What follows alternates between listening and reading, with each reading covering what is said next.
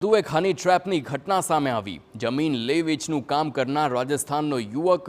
ભોગ બન્યો છે અને બિઝનેસ અંગે મોબાઈલ એપ્લિકેશનમાં યુવકનો સંપર્ક કરી એક યુવતી સાથે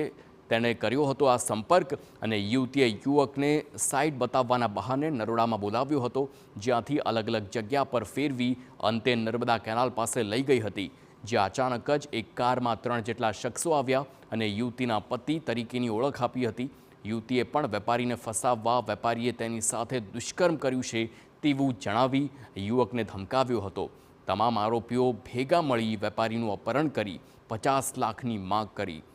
તો વેપારી પાસેથી 1 લાખ રોકડા, સોનાની ચેઇન, વીંટી પડાવી બેગામ હાઈવે પર ઉતારી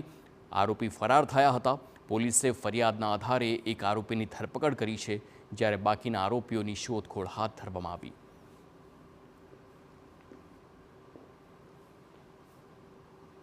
કેનાલ પાસે જ્યારે આ લોકો ઊભા હતા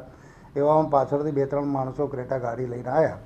અને કીધું કે ભાઈ આ જે છે મારી પત્ની છે અને તે આની સાથે બદકામ કર્યું છે, આમ છે તેમ છે એવું, અને આટલા 50 લાખ રૂપિયા આપવા પડશે ને એમ તેમ કરી અને એને ક્રેટા ગાડીમાં આ 3 જણા 30 વર્ષની એજના હતા જે ઉઠાવી અને અલગ અલગ જગ્યાએ ફેરવી અને છરી બતાવી અને એની પાસેથી 1 લાખ રૂપિયા રોકડા, 2 વીંટી અને ગળામાં પહેરેલ ચેન, એમ કુલ 4 લાખનો મુદ્દામાલ આખો એ લોકોએ બળજબરીથી કઢાઈ લઈ અને નાસી છૂટેલા।